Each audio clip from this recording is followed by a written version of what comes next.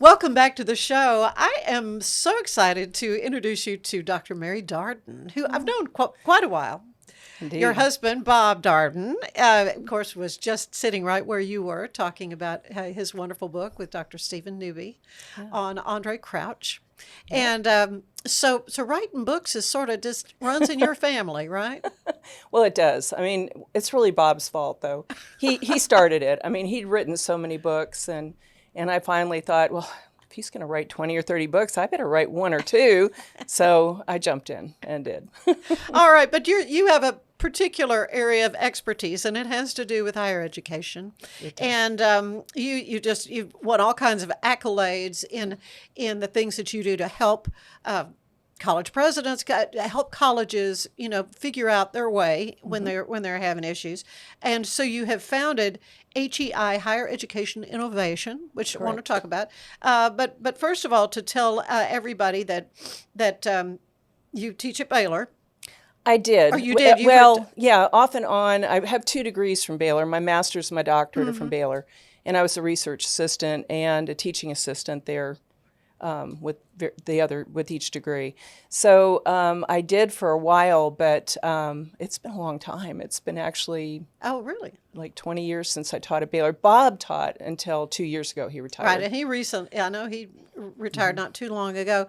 But what you do through your work, though, is really kind of drilling down into the needs of colleges, Correct.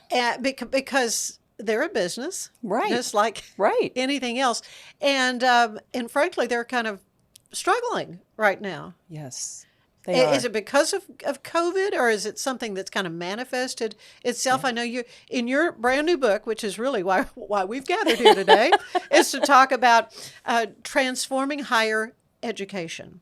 Right. And this new book follows a couple of others that you've written. Why don't we go ahead and talk about the previous ones, because Okay. they really sort of set the stage, don't they? Sure, absolutely. Yeah, the first one was Beyond 2020, Envisioning the Future of Universities in America. And that was, I wrote that in 2009, and it was mainly to look at, what do the top experts in the U.S. think we need to do with higher ed? So I interviewed people like the president of University of Michigan and various big leaders that were very futuristic, and I asked them to make the leap, which academics don't like to do, and project, what was going to happen beyond 2020. And they did.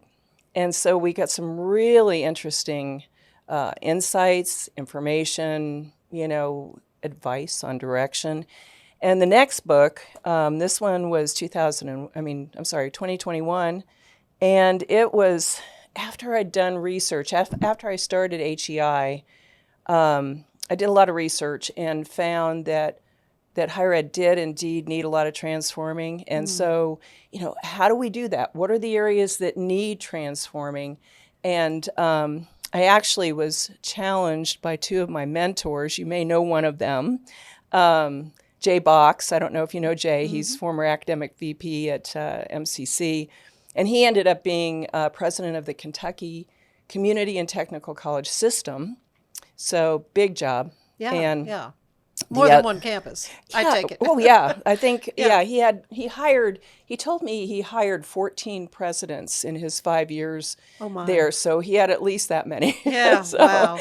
But the other one was Stephen Joel Trachtenberg, who was president of George Washington University, and so they both said to me on the same day, you need to, I was asking, where do I need to go from here after being a campus dean and doing all that? They said, you need to leave your job.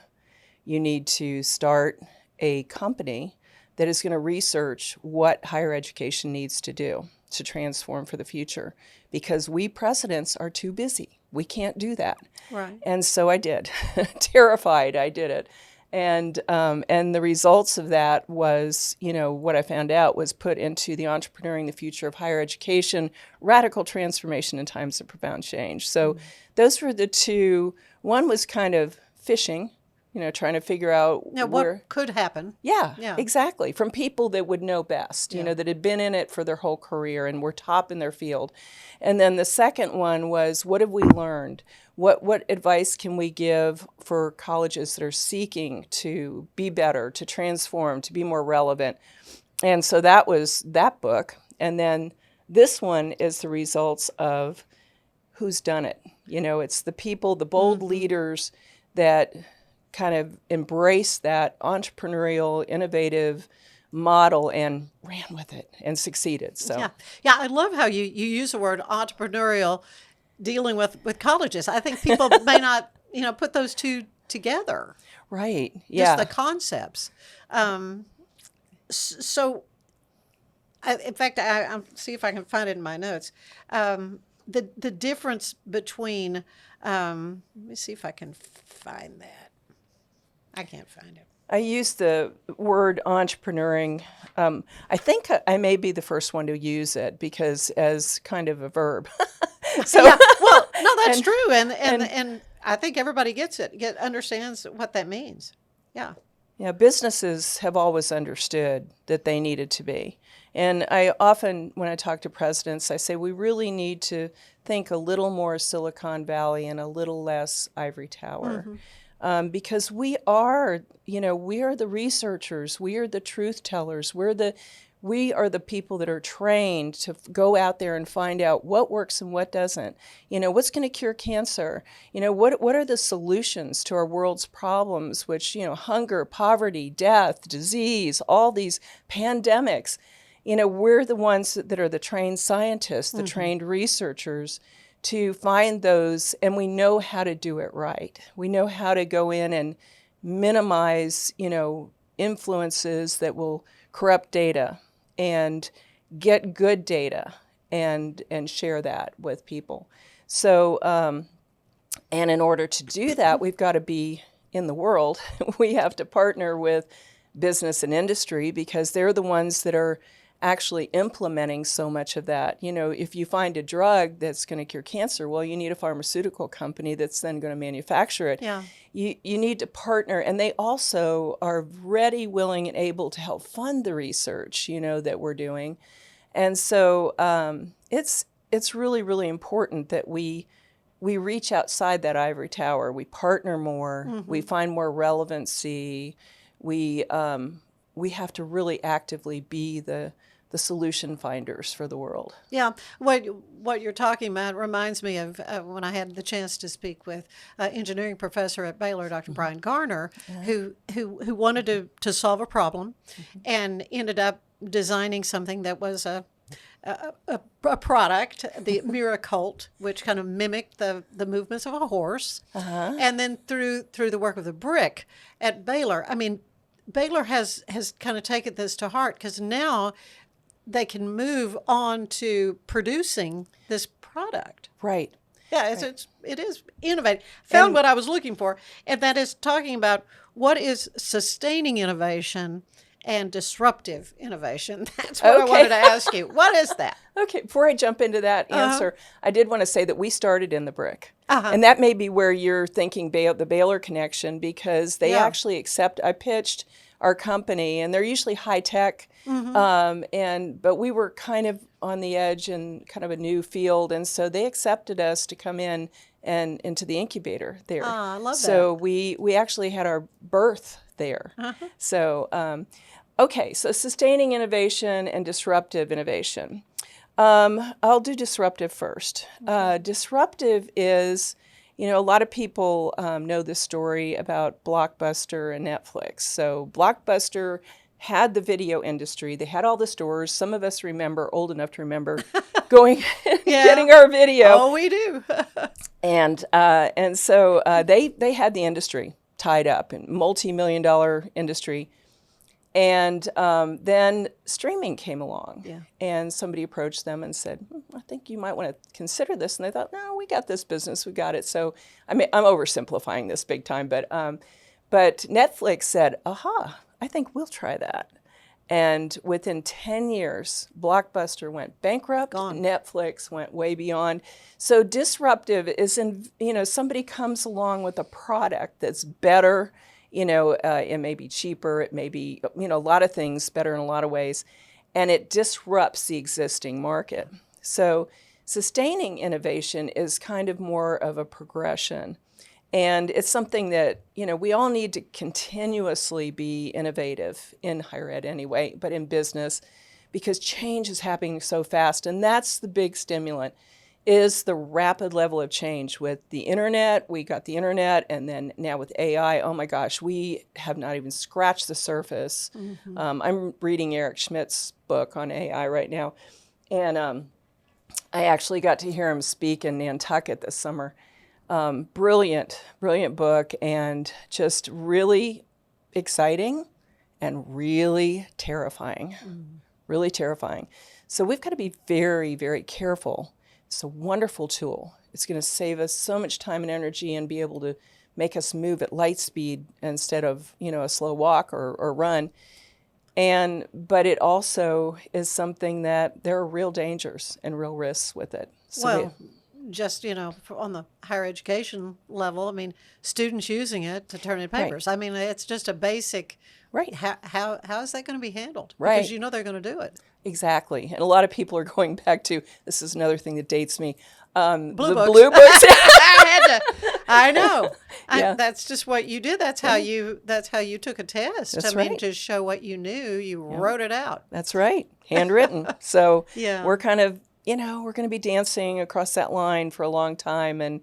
But higher ed's going to have to play a really important role in all of that. And how do we do this and do it right? Mm-hmm. It's going to have to be a partnership with, government, business and industry, higher ed. We've got to work together. Yeah. I want to talk some more with you about the whole these challenges that are facing colleges, but get a little bit more into some of the different case studies that you did here in transforming higher education. Mm-hmm. But first, we're going to take a quick break. Okay. And when we come back, we'll talk some more with Dr. Mary Darden about transforming higher education. I want to tell you that today's show is brought to you by Fox & Co. Bakery. Check them out. We'll be right back.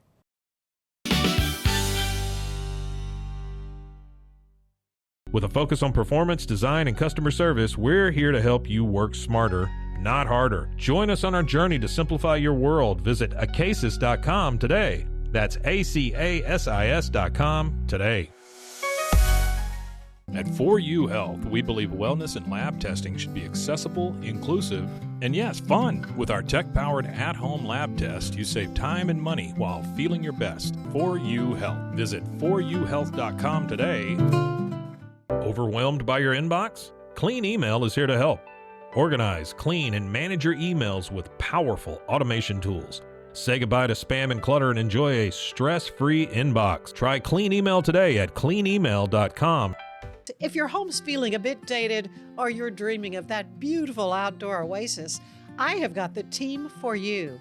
Gather & Co., the family-owned remodeling pros right here in Greater Waco since 1998. Led by the Falconberry family, they specialize in stunning kitchen and bathroom makeovers. Think custom walk-in showers, sleek cabinetry, and aging-in-place upgrades for easy living. They also nail outdoor spaces with pergolas, patio covers, sunrooms, and screen rooms that turn your backyard into a year-round retreat. What sets them apart? Personalized designs, top-notch craftsmanship, and a hassle-free process for free in-home consultations to spot-on completion, plus financing options to make it simple. Customers love them, raving about the friendly crew and attention to every detail. Ready to gather in your dream home? Call Gather & Co. today, 254-759-1147 for a no-obligation quote. Visit GatherCoRemodeling.com. Your remodel starts here.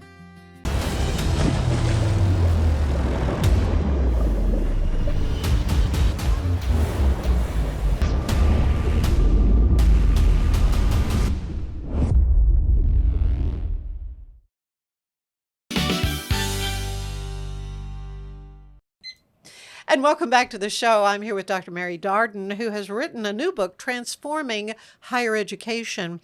And what I loved in reading the digital version, because the hard copy version will be available for people to buy. Is now. It just came up on Amazon, and of course, my Bloomsbury, my publisher, has had it up. But I saw the hard copy come up yesterday on Amazon, so hardback's ready to go.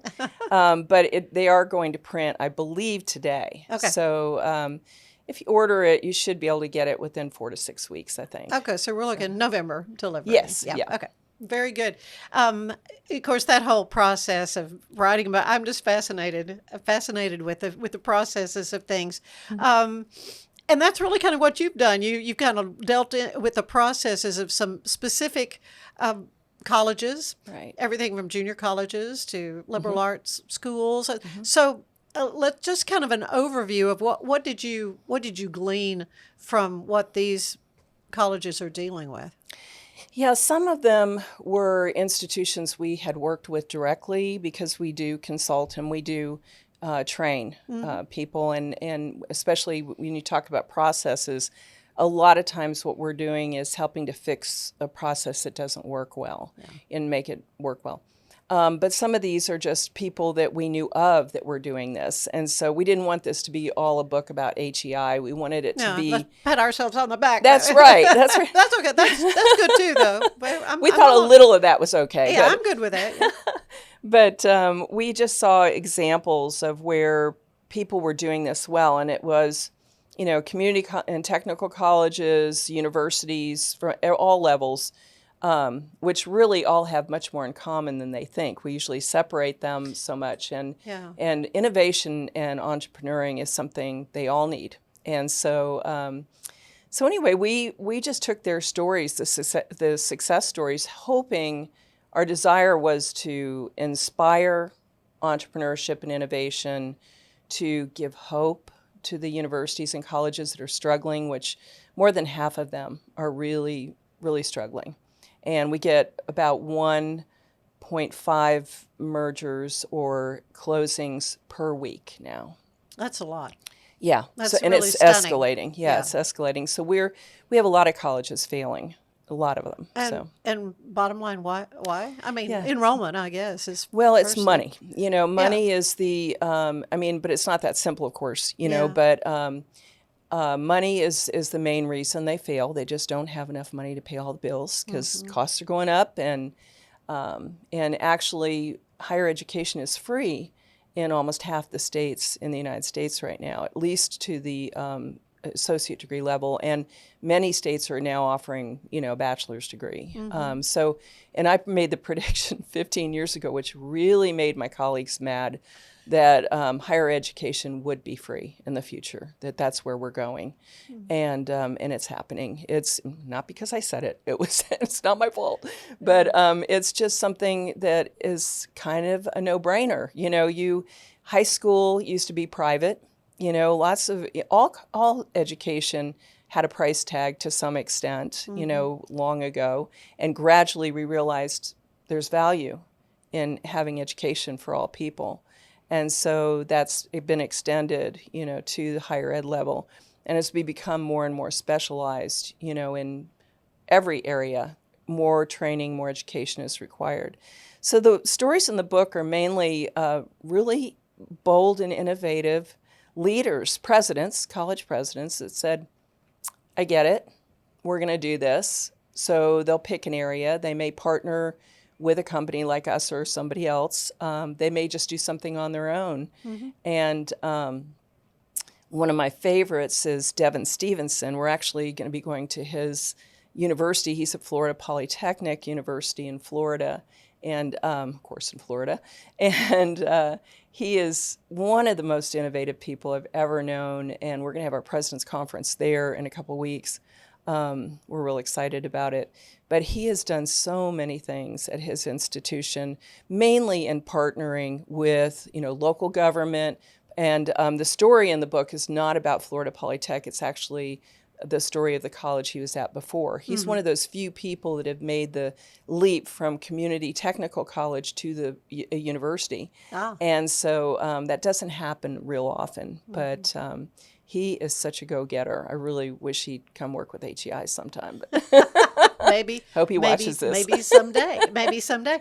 And I know you co-wrote the book with Joanna L. Kyle. Right. And you're kind of getting her in line maybe to take more of a leadership role. Exactly. I mean, it's my understanding. Yes, she has just been named recently CEO of HEI, and I'm trying to step back a little bit and let her step forward. So she is running the conference this year, and she and I co-wrote it together. So, Well, I know that when you were doing your dissertation, it was Women Presidents in Four-Year Colleges and Universities, an analysis of reported changeable attributes contributing to their success. That was in the year 2006. And of course, I immediately think of Dr. Linda Livingstone, who we both know and love and admire. yes. Absolutely. So Baylor University, headed by a female president. What comments do you have about, this glass ceiling being broken? Oh, yeah. Well, I applaud Baylor for doing it. I mean, when I got my doctorate back in 2006, I had the opportunity to speak to the board of regents, and my doctorate's in higher education administration. So they were in the process, they were getting ready to go into a hiring mode. And I got up and asked them, I said, I really, really hope that you will consider a woman to run the institution. And I had interviewed so many incredible women in my dissertation, and I just thought, Baylor really needs someone to pull everyone together and someone that has real long-term experience and wisdom. And when they chose Linda, I was just ecstatic. I thought, good choice, really good choice. And she's proved herself time and time again, and she's in a hot seat. I mean, there's no question that position has so many challenges, and in a lot of ways you can never win, but she finds, the middle ground. She's a peacemaker, she's positive, and she's absolutely as smart as she can be. And I think Baylor's done a really good job. They probably have the best president they ever had. Yeah. And of course, MCC has a fabulous female president as well, Dr. Johnette McCowan. Yes, Johnette and I worked together for many years, and I just love her. She's a wonderful person, and she's been at MCC 30-something years. Yeah. Really long time. So she has paid her dues. Yeah, she is. But, and so these two, and of course, let's not forget TSTC, and what these three different institutions of higher education have provided to the community. Absolutely. We are so blessed. I mean, there's no question that having an institution of higher ed is going to elevate the quality of life in your community. Yeah. Just the richness of the cultural events, the music, which at Baylor is profound. Well, and MCC too. And MCC, Man, yes, their commercial absolutely. music is it's top flight. Yes, yeah. Absolutely. I used to have an office in the music building over there. Oh, did you? I got to hear all the wonderful musicians, and it was amazing. Kenny Frazier. Oh, yeah. They are so gifted. We are really blessed to have three institutions here in this town. It's pretty amazing.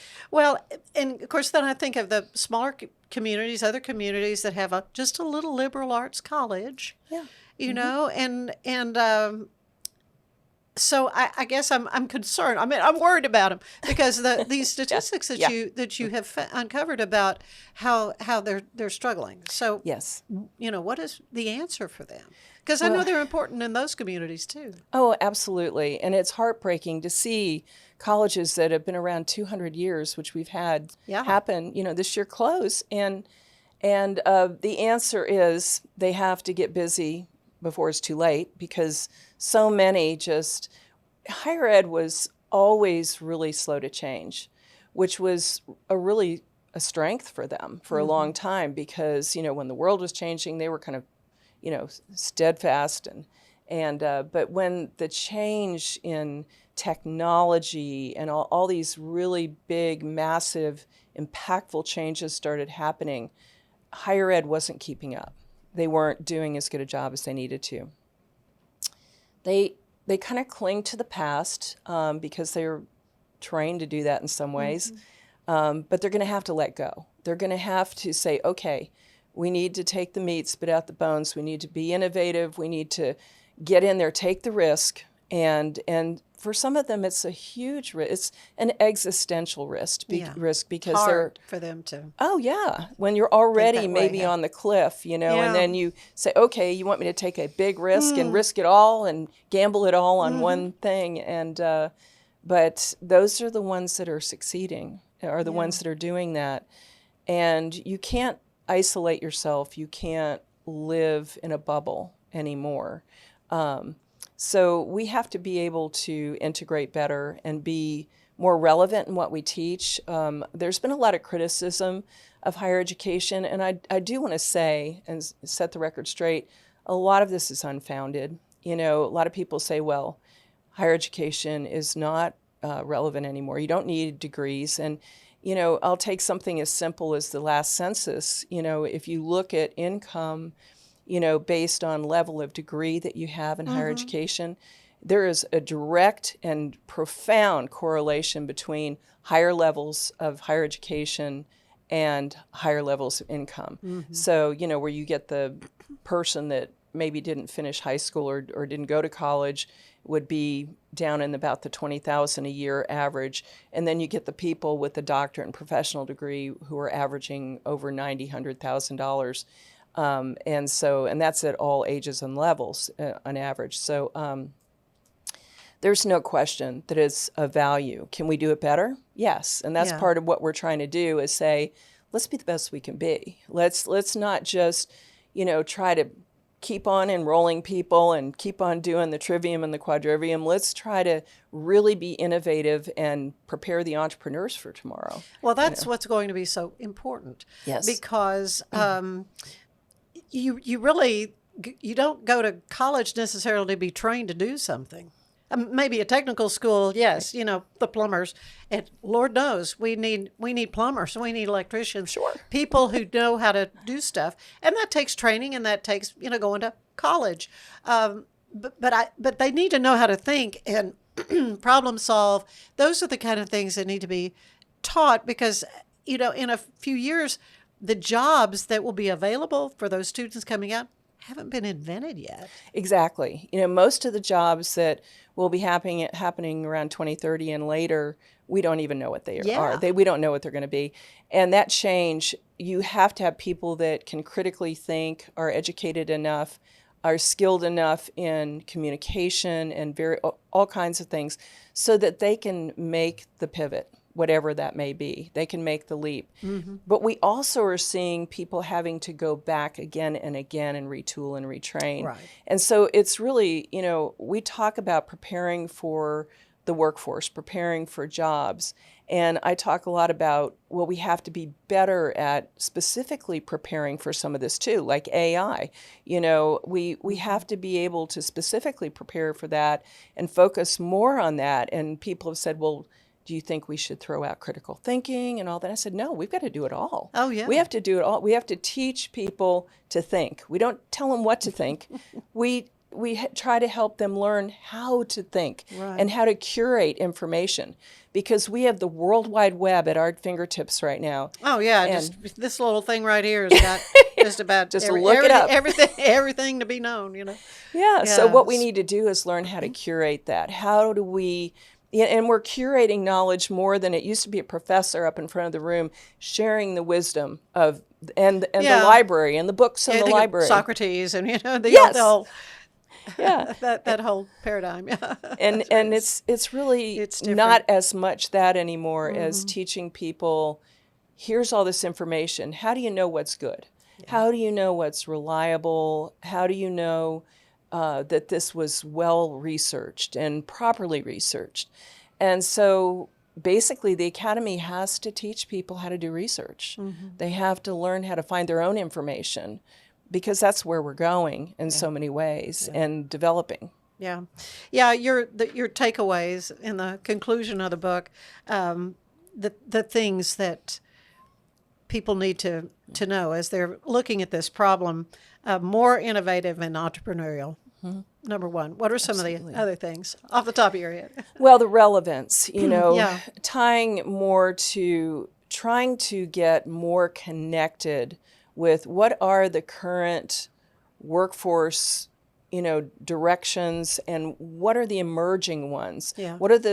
Trying to anticipate what's coming up. And the only way you can do that is to be in touch with business and industry, because they have their finger on the pulse. Sure. And so you talk to them, you communicate with them.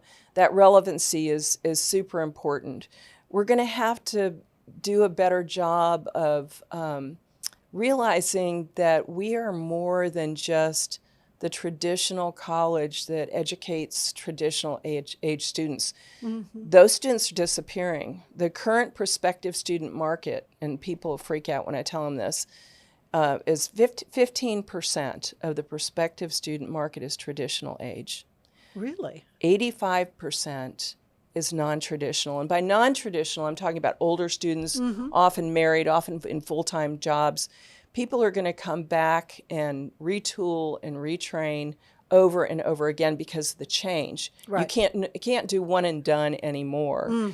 And so I was campus dean for a non-traditional only, pretty much, college in San Antonio. It was a university. And our average age student was 38. Yeah. So, and that's going up, and that will continue to go up. So when people go out and recruit, a lot of people say, well, the first thing, when I had my first president's conference, I asked the presidents, okay, take out a piece of paper and write down what your biggest concern is for your institution right now. 100% of them wrote enrollment. Sure. Yeah. That's right. Yeah, I mentioned that's the first thing you said. I mentioned That's that, the first yeah. thing at the end You got to of have the- bodies. Absolutely, the tuition, but tuition's going away. So at the end of the 6-week training, that we came back and I asked them the same question, Yeah. and 100% of them came in and said organizational change. So they realize that they just can't keep pushing that one goal. I mean, you have to, but you have to do way more than that. So it's all about transforming really the whole institution and making it more innovative and more entrepreneurial. More flexible, responsive, open to change. Yep. Was one of the things. More in tune with what society and the world needs them Yes. to be. Yes. More affordable. Yeah. Yeah. Yeah. Yeah. I mean, that's the thing that the young student is looking at. Do I need $100,000 debt if I don't really know for sure I'm going to get a decent paying job so I can pay off that debt? Absolutely. I mean, that's the bottom line. Of course it is. And the thing is, higher ed's so complicated now, it's really hard to navigate. Yeah. And most students don't know that they can get their first 2 years of college free, or almost free. I mean, it may not be completely free, but it's almost free. And they can do that, of course, depending on income, but also if they do dual credit, you can, dual credit so can get many your first 2 students years. in Waco schools are coming out of high school with an associate's degree Exactly. from MCC. Yeah. Exactly. And so That's they can fabulous. do that, and then they can, there's ways to get scholarships. I didn't pay for my master's or my doctorate, and let me tell you, the price tag was high on those at Baylor. You think? But I was a teaching assistant for my master's and a research assistant for my doctorate, Right. and they actually paid me a stipend to work because I did research and I taught. Yeah. And so it's a great deal. It's a great way to do it. They need help in teaching things, and you need the degree. And so I'm so grateful to Baylor for my 2 degrees, Yeah. I'll tell you. Yeah. Well, more supportive of students before and throughout the educational journey. Yes. And more niched and specialized. And I really think that's kind of what it is, particularly for the older student. My middle son at 39 went back to law school. Yeah. He'd always wanted to do law school, and this seemed to be the right time. And That's so, great. yeah. That's great. I went back for my doctorate at age 49. Yeah. So, and it was interesting. I went into the dean's office one day, and one of the administrative assistants said, "How did you do that? How did you go back to school at your age?" And I said, "Well, I'd gone as far as I could go, and I figured, in 5 years, I can be doing the same kind of stuff, or I can have my doctorate and be going on to the next level. And I was ready to go on. I wasn't a stay in one place person. And she thought about that, and she turned in her notice and went to school down in Signed up. Galveston, and she got her technical degree on designing rooms on video and stuff. Yeah. And she got a job with Fixer Upper. And she came back and thanked me when I returned to Waco after my San Antonio gig. She said, I want to tell you what I'm doing right now. And I was so happy for her. So Again, it's never too late. A job we wouldn't have thought about, 5 years ago, 10 years ago? Right. Exactly. Exactly. It was, yeah. So that's the thing, being light on your feet. Yep. You use the word pivot, you know. Yep. We have to do that even in higher education. So again, folks can go on to Amazon, wherever, Transforming Higher Education by Dr. Mary Darden and Joanna L. Kyle. I presume she's a doctor too. Yes, she is. Anna Baylor. She has her doctorate. Good. She was in my doc cohort at Baylor. Okay, so good. We're both Baylor Good. Bears. So. Very, very good. Well, you're doing a remarkable work in trying to, help problem solve, particularly for these institutions of higher learning that we need. Thank you. Thank you. Thank you. You're a blessing. Thank you. You are a blessing. Thank you so much. Stay with us. There is more of the show ahead.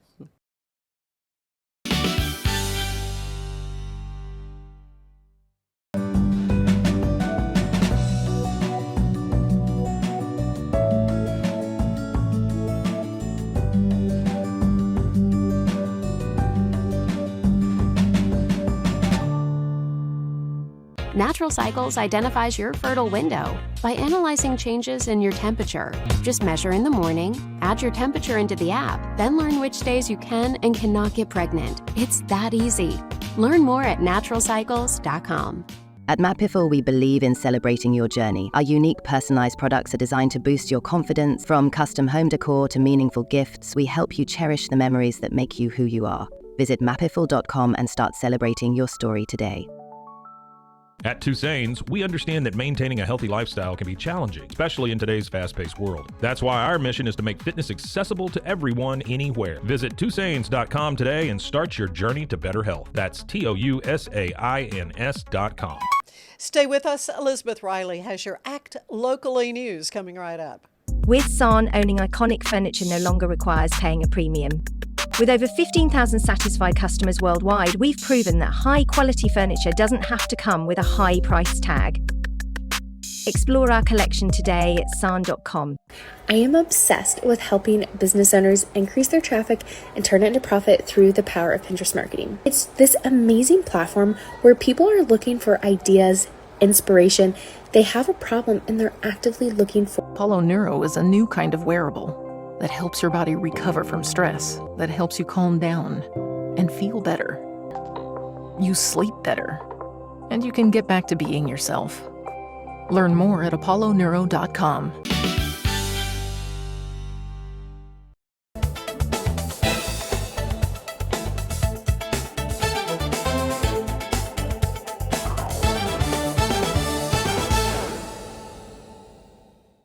Asian Leaders Network and Waco Downtown Farmers Market are joining forces for their second annual Diwali Festival on Saturday, October 18th from 9 a.m. to 1 p.m. Experience the vibrancy of Diwali, the Festival of Lights, which is celebrated across India and South Asia right here in Waco, Texas. Creative Waco will be hosting Dia de los Muertos on November 1st at Indian Springs Park from 4 p.m. to 10 p.m. This huge celebration pays tribute to our departed loved ones, allowing everyone to reflect on shared memories and the journeys that our lives lead now. Be a part of the parade, attend the festival, and join Creative Waco for Dia de los Muertos this year. Prosper Waco is hosting their Prosperity Dinner on the Avenue on Sunday, October 19th. Drawing inspiration from Waco's 1911 Prosperity Banquet, this event promises to be Waco's social highlight of the year. This year's Prosperity Dinner will not only lay the groundwork for the decade ahead, but will also be celebrating Prosper Waco's 10th anniversary. I'm Elizabeth Riley with your Act Locally Waco news, and I will see you next time.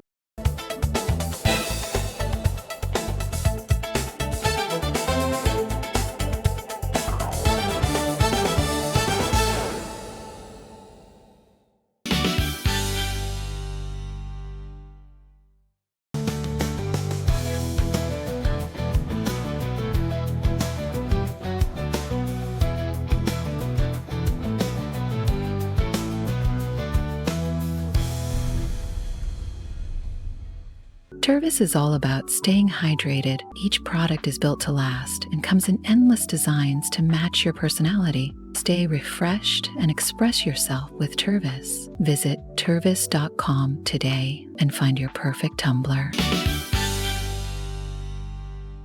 Welcome back to the show. I am so happy to have Erik Swanson here with me today, Executive Director of Historic Waco Foundation. And we've got a great event coming up. We're going to solve a murder. A historic murder. A historic murder. And it's not just anybody, it's the Cotton King whose demise we're going to uncover. Exactly. How fun. So this is a murder mystery dinner, and in fact, 2 different nights, correct? Yes. Yeah, October 10th and 11th. And so these kind of murder mysteries is something that we started maybe 3 years ago. And at the time, we didn't really have much of a script. I think we just found something online, honestly. And people loved it. We didn't tell anyone to dress up. Almost everyone came in costume. It was very unexpected, but very welcome. And it was great. And so we realized after that, we're like, hey, there's a lot of Waco's history. We could probably tie in some of that. So the past couple of years, we've been doing a murder mystery about Bonnie and Clyde, because obviously their connection to Waco. Connection to Waco for sure. Yeah. Exactly. And that's something a lot of people don't know about. Waco natives obviously know a lot of that, but the transplants, they just didn't know about that. Right. So we're really happy to kind of explore that. And obviously twisting what actually happened, of course, to make it a little bit more. So make it fun. Exactly. Yes. That's the whole idea. As fun as murder can be. We're having fun. We're having fun. Well, this is the Cotton King's demise is the theme of this. It's a 1890s era. Yes. So that's going to be fun. Yes. Just think Downton Abbey when it first kind of started. Exactly. The original costumes from season 1. Those are going to be fun. Yeah. And so who is the Cotton King that dies? So the Cotton King that we have is Thomas Harrison. And so he actually helped build the Earl Harrison house in actuality. He unfortunately wasn't able to live in the house for long before passing away. And so our murder mystery takes place roughly a year or 2 before he actually passed away, but we're putting a little spin on it. So we did a bunch of research into actual Waco history. And so that year especially was fascinating because there were lots of other things happening in Waco. At the time, there was legislation potentially being passed that was limiting the hours that bars and saloons could be open. There was a Golden Eagle saloon that we found advertisements for in old Waco newspapers. Really? And so it was an actual saloon. We did a little bit more research on Thomas Harrison. He actually had an aide-de-camp, and so we kind of fleshed out his backstory, if you will, a little bit. So a lot of these characters are based on actual Waco people or things that were happening in Waco in actuality at the time. Well, so you're going to learn a little this or that. Exactly. Yeah. this evening. So you have a Friday and a Saturday night offering. So how can folks, number one, get tickets? What are the costs? Yes. So you can get tickets online on our website. They're $30 a person. That's pretty reasonable. Yeah, I think so. A show and dinner? Exactly. So it's not a full dinner. We basically got a sponsorship from HEB, so we're going to do essentially heavy hors d'oeuvres. Okay, sure. Yeah, well, I can make a meal off that. Exactly. Yeah, and HEB, they've been tremendous for us, for the record. Are. Yeah, they're great community supporters. Yeah. And so this is going to be at the Earl Harrison House grounds. Yes, exactly. It will be at the Neil Pape house? The Garden Center. So actually, we're doing a little bit of a spin. So last year, we went to East Terrace, and we broke people into groups, and it was really orderly how we had certain actors, and everyone kind of rotated at the same time. Right. So everyone heard exactly the same pitch from each actor. But this time... And you kind of have to do it that way when you've got rooms, in a house. For it's sure. not a stage. Exactly. And for this one, we wanted to give the guests a little bit more agency. And so we actually designed the script to where guests are initially welcomed in. And so actually all the guests are going to go down to, I guess, the tent, the outside tent that we have. Which is wonderful. Yes. Yeah. That's terrific. It's a great place. And so that's going to have the food, the drinks, and it's going to be a birthday party. It's Thomas Harrison's birthday. Aww. He's going to make a little speech. He's going to have some of his friends and confidants. And then, I don't know, I don't want to spoil it, but maybe something's going to happen. And then our guests are going to have to uncover what went down, essentially. And so they'll be able to explore the gardens and then actually go inside the Earl Harrison house and talk to 6 different witnesses. Okay, and so there be an opportunity then for the group that night to ascertain who the person is? Yes, Or exactly. are you going to tell us and we have to guess? Essentially, we are going to cut the guests loose, and we're going to say, hey, this is the situation. They're going to get given a little map that says exactly where everybody is and say, hey, go interview the suspects. And so it's going to be a little bit different, hopefully a little bit more fun. We also, some feedback we got from the last murder mystery is that people were looking at, we have a table with a card game set up, and this has always been set up there in East Terrace. Right. And people were saying, oh, it's set up for 3 people, but there were 4 men, so which one of the men didn't do that? And we were saying, oh, no, like, don't think too much into it. Yeah. But so we kind of took that. We're like, we need to do some more environmental storytelling. Yeah. So there's going to be one clue for guests to find for each one of the suspects. Exactly. Okay. That is so clever. I Yeah. mean, this really is a delightful way to raise money for Historic Waco Foundation. Let's talk a little bit about HWF and how many houses now? I mean, one time there were 7. So Yeah. So tell us just the status of things. How are things going? Yeah. So right now, Historic Waco, our headquarters is the Hoffman House, right across from In-N-Out Burger, of course. And then we also have the Earl Napier Kennard House, which is next to that. And then we have the McCullough and then the East Terrace houses. So those are the 4 that we own. We also manage the Earl Harrison House and then I call it the Johnson Taylor House because that's the historic name, but most people know it as the Pape Event Center, the Nell Pape House. And so the G.H. Pape Foundation owns that, but Historic Waco, we manage it, which gives us the opportunity to do fun events like this on the grounds. Oh, and it's a wonderful facility for meetings or programs. I Yes. mean, you name it. So you have an income stream, obviously, from renting the facility. Is that the only one you rent out? So we technically rent out all of our houses.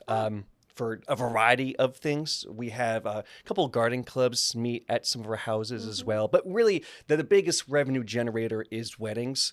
I think I worked a wedding every single weekend from March till June this year. Did you really? And I'll be working a whole bunch in the fall as well. I've been to several weddings there at Earl Harrison and the Garden Center. It's just, the grounds are beautiful, and every once in a while you hear a lion roar. You never know. Exactly, yeah. The animals that are just cheering on the bride and the groom. Cheering on the bride and the groom. Yeah. Oh, yeah. Well, and that's good. But as any nonprofit, you've got to raise money. You've got to continue. So what other fundraising events do you have coming up? So the Crash at Crush obviously was tremendous. Oh, what a fun thing. Yeah. What a fun thing. So then outside of the murder mystery, the next event we have is actually going to be another one of our food tours. So we did one last year, and it was centered. Yeah, it was good. It was centered around Pat Neff, and so you kind of heard a little bit about his story, and you had actual Neff family recipes or some recipes from when he was a governor. Kind of explored his life through the medium of food, which is always excellent. Yeah. So for this murder mystery, I wanted it to be about Mexican food. I love Mexican food. My wife and I, whenever we're talking about where we want to get dinner, I'm always just like, let's get Mexican. It's pretty easy. Yeah, easy peasy. But so we thought about just doing a bunch of different Waco restaurants. And then I was talking to Lindsay Castillo, and then it kind of like hit us. They were like, hey, the Castillo family has been in Waco for a very long time. They got their start selling hot peanuts on the streets of Waco and ended up making 4 successful restaurants. So we said, hey, let's just focus on the Castillo family. Awesome. So that's what it's going to be. Oh, that's good. Well, that's going to be great. So how can folks, just kind of go to one spot and learn more about what's happening there with Historic Waco Foundation? So we have our social media, our Facebook page, our Instagram, and then our website. And then if you're a Historic Waco member, you also get a newsletter that I email once a month. So how can one become a member of Historic Waco Foundation? For that, you either call the office or any one of the events. You can also get a membership. Usually we kind of throw in a nice half-off discount or something like that. But also just the Historic Waco website, best place for all of that. Well, and you have such a great group of supporters and folks that help.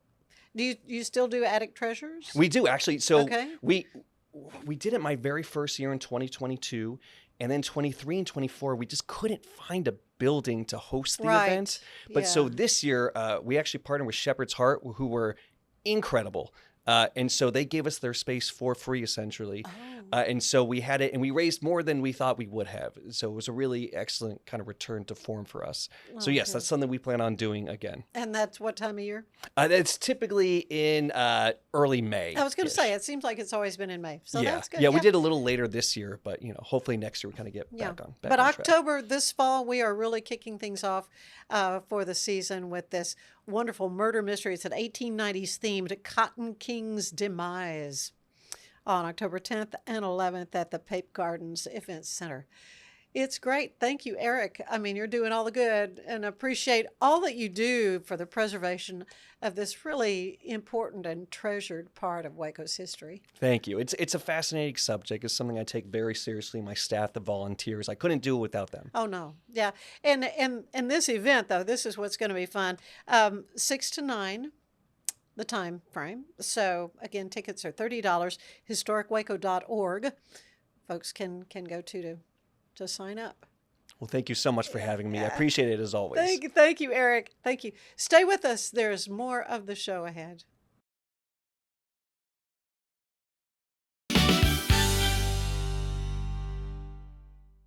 A journey into new thoughts, new cultures, new adventures.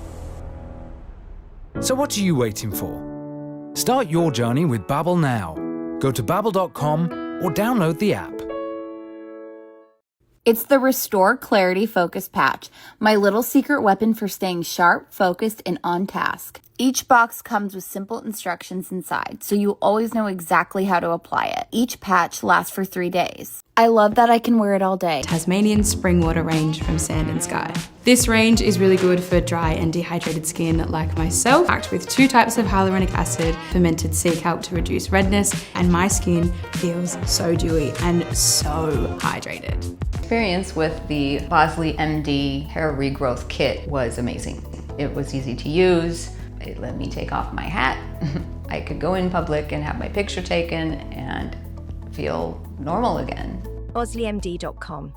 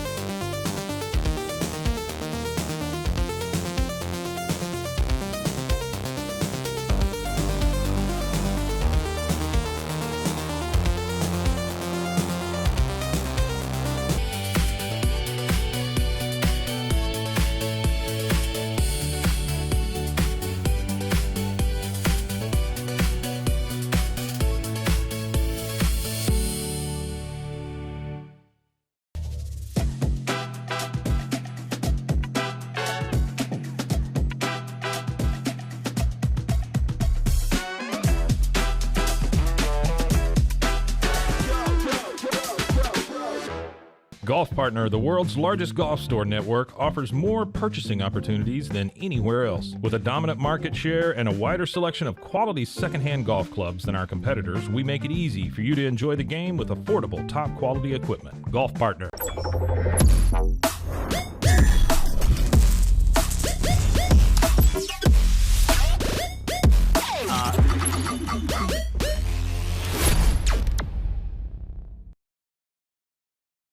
VivoSun's mission is to empower growers with stylish and effective products, making indoor growing accessible and enjoyable for everyone. Visit vivosun.com today and get started making growing plants and vegetables easy and automatic.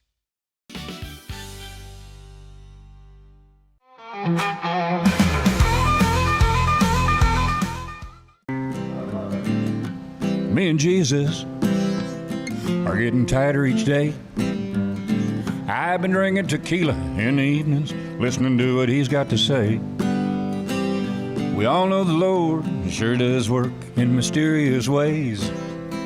I've been a little bewildered, but now it's getting clearer every day. Water to wine or tequila for me, fruit of the vine or the blue agave. One more verse, one more round, another late night. Me and Jesus gonna get it right. Me and Jesus been staying up late. I was angry with his father for all my suffering and pain, but now I give him credit, Lord, thanks he deserves. Narrow trail's getting wider, well, he's straightening out all of the curves. Water to wine or tequila for me, and fruit of the vine or the blue agave. One more verse, one more round, another late night. Me and Jesus gonna get it right. Well, finding the truth right in front of my face. It's love, it's a gift, it's a paradigm shift, it's amazing grace. Me and Jesus, we're taking our time, carving out a better man with the clay and the salt and the lime. But if you want to judge me, well, go on ahead. But I'm a work in progress, and I ain't done yet. Water to wine or tequila for me, and fruit of the vine or the blue agave. One more verse, one more round, another late night. Me and Jesus gonna get it right. Me and Jesus gonna get it right. Oh. Thanks for being with us today. Join me again tomorrow for another edition of the Ann Harder Show. You have a great day. Bye-bye.